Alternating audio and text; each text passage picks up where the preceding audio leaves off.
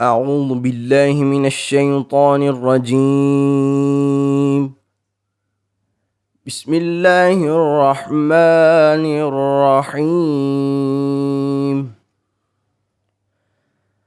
الذين آمنوا يقاتلون في سبيل الله والذين كفروا يقاتلون في سبيل الطاغوت فقاتلوا أولياء الشيطان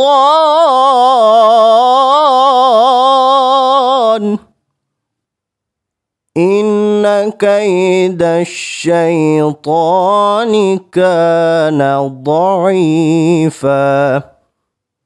ईमान वाले अल्लाह की राह में लड़ते हैं और कुफ़ार शैतान की राह में लड़ते हैं, तो शैतान के दोस्तों से लड़ो, बेशक शैतान का दाव कमज़ोर है।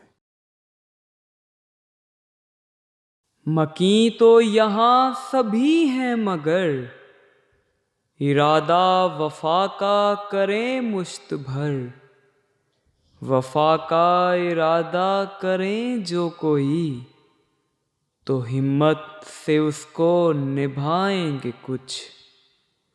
अदुए वतन ज़हन नशी कर ये तू के कमरों में दावे सभी कर सकें।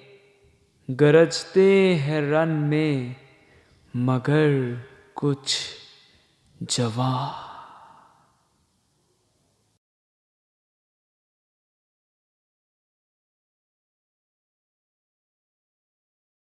भारत ने कश्मीर के लिए की जाने वाली कोशिशों से तंग आकर पाकिस्तान को ख़त्म करने का इरादा कर लिया था और सितंबर के पहले अशरे में रात के अंधेरे में उसने हमारी सरहदों पर धावा बोल दिया।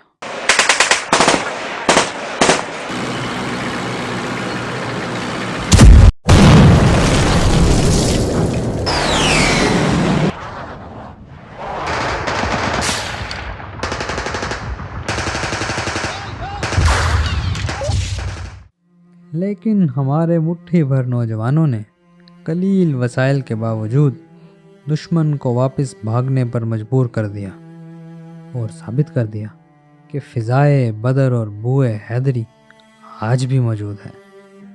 17 दिन के इस घुमसान मार्के के बाद दुश्मन भाग गया और फिर धमाकों का शोर थम गया। मैंने इरादा किया कि सरहदों का रुख किया जाए और हालात का जायज़ा लिया जाए जिन्हें मैं आने वाली नस्लों के लिए महफूज कर सकूं। मेरे सामने से लाशें जा रही थीं और मैं इन सब को रश की निगाहों से देख ही रहा था कि एक फ़ौजी ऑफिसर मुझे खुद ही आकर हालात बताने लगा। वो बहादुरी के वाक़यात सुना रहा था, गोया कहना चाह रहा था कि हमारी जुर्रत और दलेरी की दास्तां इतनी तवील और वसी है कि सुनने के लिए उम्र चाहिए।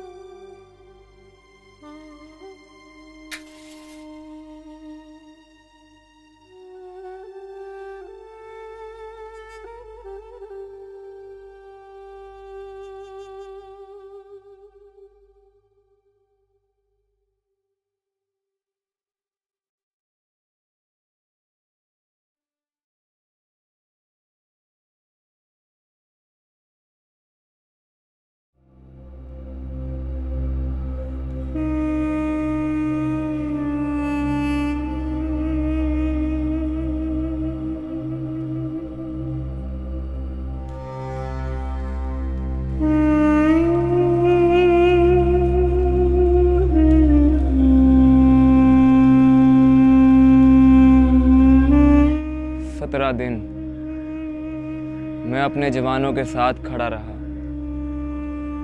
लेकिन दुश्मन को अपनी ज़मीन पर कदम रखने नहीं दिया। मेरे कितने ही जवान नबी पाक सल्लल्लाहु अलैहि वसल्लम के कदम मुबारक तक पहुंच चुके हैं।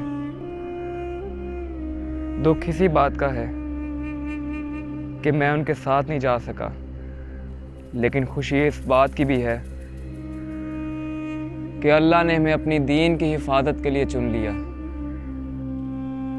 Captain Hussain, Punjab regiment.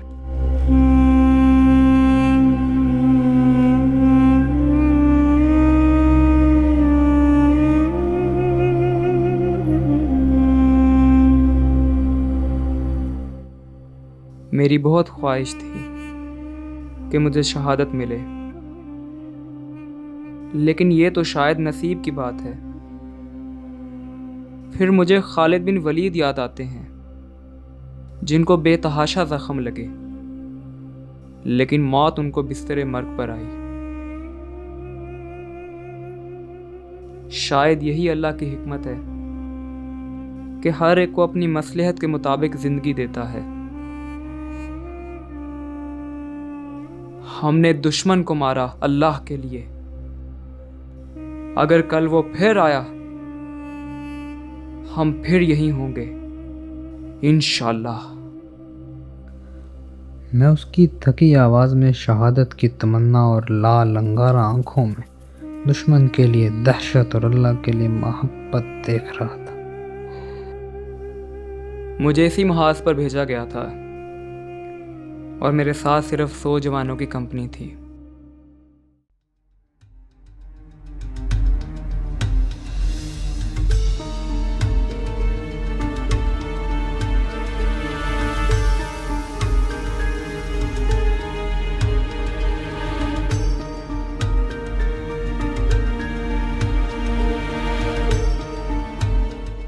सतारह 18 साल बाद ये मौका आया है, इस नसूर को ख़त्म किया जाए। अब मैं यह हुकूमत हिंदुस्तान मज़ीद इसको बर्दाश्त नहीं कर सकते। चंद ही दिनों में मुझे पूरे पाकिस्तान पे हिंदुस्तान के झंडे लहराते नज़र आने चाहिए। मैं चाहता हूँ कि पूरी पाकिस्तानी कौम मेरे कदमों में ज़िंदगी और आज़ादी की भीख मांगती नज़र आए। सर, आप फिक्र न करें, ऐसा ही होगा। आप यूँ समझें, अखंड भारत ज़्यादा दूर नहीं। जहाँ तक मेरा ख्याल है, पाकिस्तान का दिफा ना होने के बराबर होगा और हम वन साइडेड मैच के फाते की तरह जीत का जश्न मनाते हुए पाकिस्तान में दाखिल होंगे। ऑल राइट, हमारे हमले का आगाज़ लाहौर से किया जाएगा। यहाँ हमले शुरू करके सियालकोट, सलमान की तमाम सेक्टर्स पर हमले करेंगे। ये हमले अचानक होंगे। इनको हम ऐसे एंगेज करेंगे कि पाकिस्तानी फ़ौज को हिकमत अमली बनाने का मौका नहीं मिलेगा और वो हमारे सामने रेत की दीवार साबित होंगे। बिल्कुल, मैं तुम्हें बरकी लाहौर की कमान सौंप रहा हूँ। ये काम मुझे 2-3 दिन में मुकम्मल चाहिए। तुम्हारे साथ हरिबख्श सिंह सियालकोट पर हैवी आर्टिलरी के साथ एक हमला करेगा और फ़ज़ाई हमले और समुंदर की तरफ से जंग का आगाज़ कर देंगे। कोई शक? नो सर, बस आप लाहौर में अपना घर बनाने की तैयारी करें।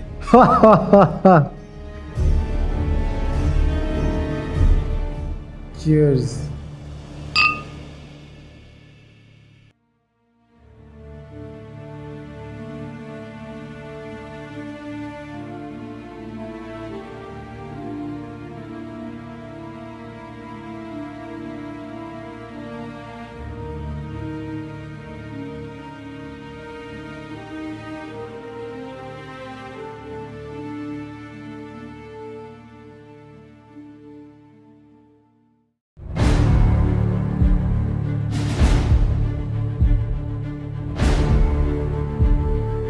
अस्सलाम वालेकुम सर। वालेकुम अस्सलाम। सर, आपने मुझे याद किया हम पर जंग मुसल्लत होने वाली है। और हम इसके लिए तैयार नहीं हैं। तादाद का मसला है, असलहे का मसला है, लेकिन हम मुसलमानों के लिए बात नई नहीं है। Let's come to this. बात ये समझाने की है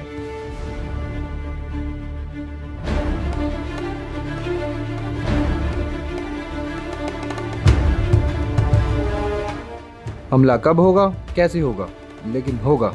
कितनी तादाद में होंगे नहीं मालूम, लेकिन होंगे और हमसे ज़्यादा होंगे। लिहाजा जब भी तुम्हें बुलाया जाएगा तो तुम्हारी यही तैयारी है कि तुम वहाँ पहुँचोगे। और हाँ, बैकअप फोर्स का ख्याल अपने जहन से निकाल देना। मैदान जंग के खिलाड़ी वही होंगे जो वहाँ मौजूद होंगे। हमले की सूरत में मैं खुद भी दुश्मनों का सामना करूँगा और हो सकता है कि जगह जगह फ़ौज लगानी पड़े। लिहाजा मैं तुमसे उम्मीद करूंगा कि तुम अपने नाम की लाज रखोगे। आप फिक्र न करें सर, हमारा एक सिपाही 20 आदमियों पर भारी होगा। इंशाअल्लाह हमारे पास लाहौर का इलाका होगा और यहाँ हमला सख्त होगा। दिफाई पोजीशन में रहना जब भी हमला हो, लेकिन जब देखो कि दुश्मन कमज़ोर पड़ा तो फ़ौरन पेशकदमी करना। इस बात का अंदाज़ा तुम खुद भी लगा लोगे या हेडक्वार्टर से ऑर्डर आ जाए? कोई शक? No sir. अगर जिंदा रहे तो जंग के बाद हमारी कारकर्दगी पूछूंगा, वरना रोज़ महशर मुलाकात हो।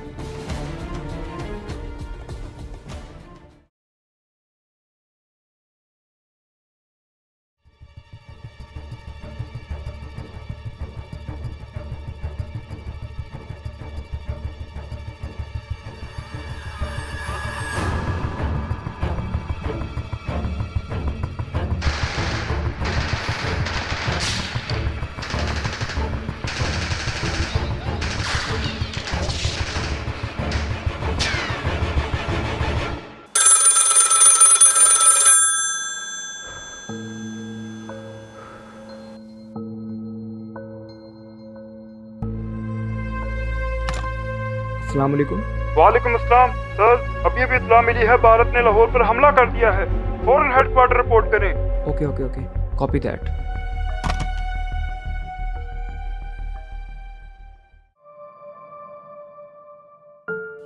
ऐ अल्लाह, आज दुश्मन ने पाकिस्तान पर हमला किया है।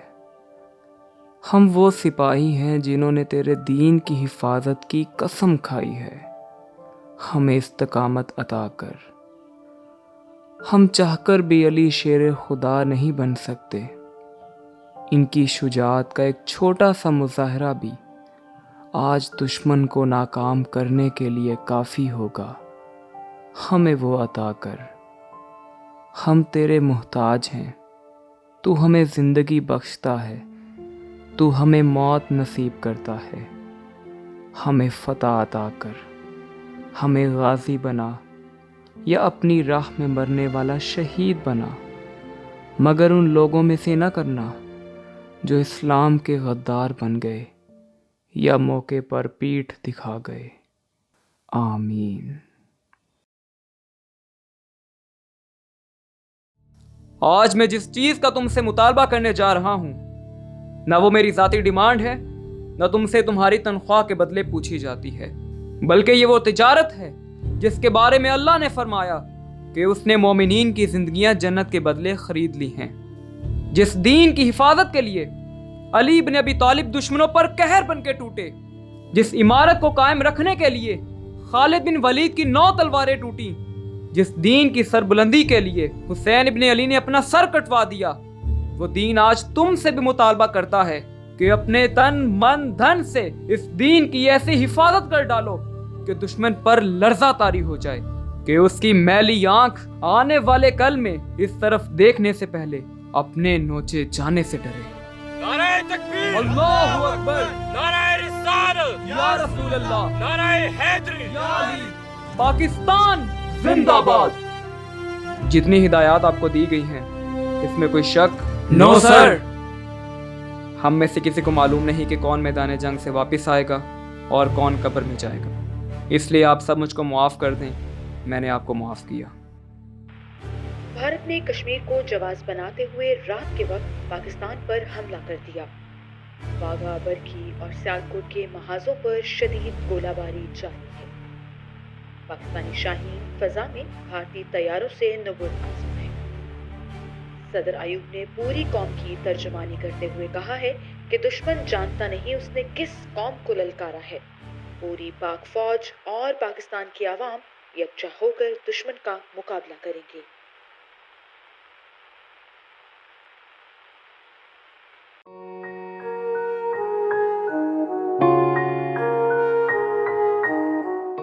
देखो, इससे ज़्यादा मैं तुम्हें कुछ दे नहीं सकता, तो इसे ही मेरी मेहमान नवाजी समझकर कबूल कर लेना।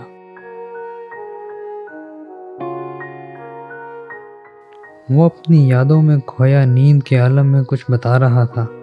यकीनन वो लाहौर के महाज की बात कर रहा था। वो लाहौर के महाज पर था, जबकि मैं माजी में सफ़र करते हुए बाटापुर से बदर पहुंच गया। जहाँ अल्लाह अकबर की सदाएं बुलंद थीं। मैं हर इस महाज पर घूम रहा था जहाँ अल्लाह का सिपाही लड़ा। तुम अदीब लोग किताबों में लिखोगे, रसालों में छापोगे, लेकिन शायद आने वाली नस्ल हमारी कुर्बानियों को फरामोश कर दे। लेकिन खुदा का शुक्र है कि मैं इस यौमुल फुरकान का हिस्सा बना। हिंदुस्तान ने हमारी आज़ादी पर झपटा मारा, उसने हमारी गैरत को ललकारा, लेकिन वो ये नहीं जानता कि शमा इस्लाम तेल या मोम से नहीं, शहीदों के खून से जल रही है और हम इसे जलता रखेंगे। मुसलमानों का खून अभी खुश्क नहीं हुआ, हमने अपनी कौम की लाज रख ली।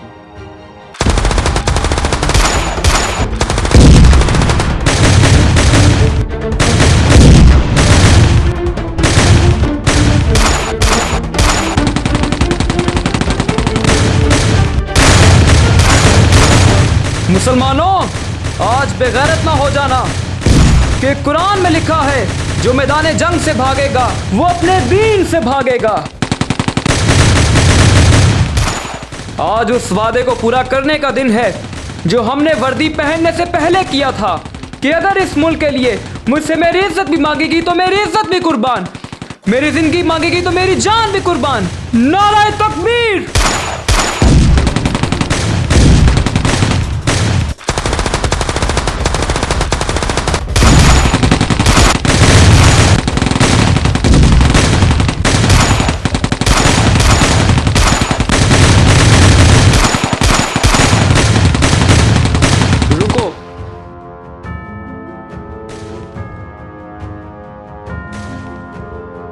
ओए मुस्लिमों, हथियार फेंक कर यहाँ से चले जाओ।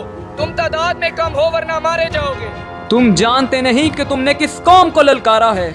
शायद तुम हमारी तारीख से वाकिफ नहीं। हम बदर में भी 313 थे मगर फतेह याब रहे। खैबर और यरमूक के फातेह हैं हम। तीबल के साहिल पर इब्ने कासिम की फतह और सोमनाथ के मंदिर में महमूद गजनवी के रौब की दास्ता अपने पंडितों से पूछो। मौत हमें डरा नहीं सकती। ये ईमान है जिसने कभी इब्राहिम की शक्ल में आग में छलांग लगाई और कभी हुसैन की शक्ल में यजीद के सामने सर बुलंद किया। हम पहले ईमान हैं, शहीद होकर भी फाते हैं और गाजी रहकर भी। फायर!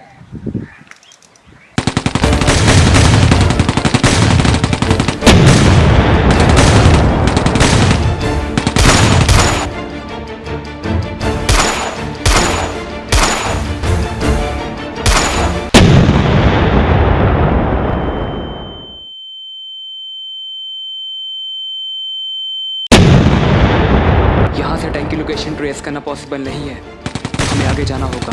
सर आगे तो जा सकते हैं लेकिन ये मोर्चा बहुत तंग कर रहा है। रुको, मैं इसकी खबर लेता हूँ।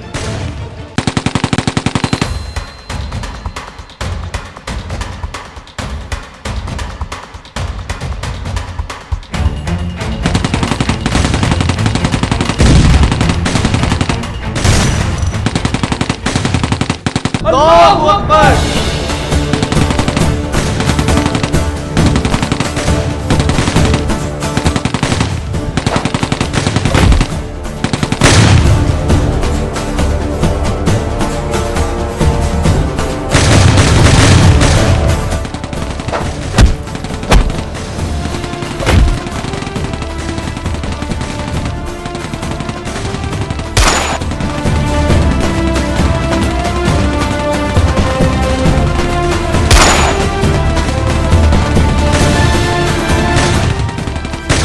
इसकी लोकेशन पे 45 डिग्री टैंक फायर।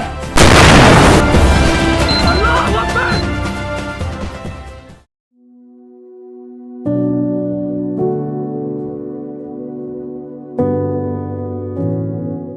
वो बताते बताते सो गया। मैंने उसके चेहरे पर इत्मीनान देखा कि वो अल्लाह की राह में कुर्बानी देकर सुरखरू लौटा है। सो जा मेरे जवां कि तूने फिर से ताज़ा दम होकर इस सरहद की हिफाजत करनी है।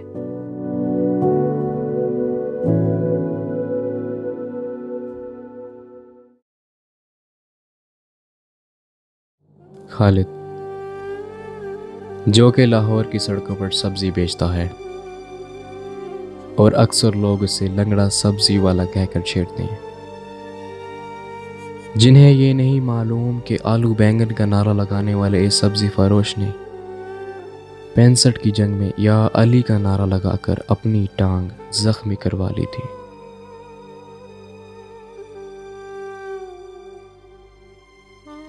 अब वो दो पैरों पर ठीक से चल नहीं सकता। हम अपने गाजियों को कितनी जल्दी बुला देते हैं।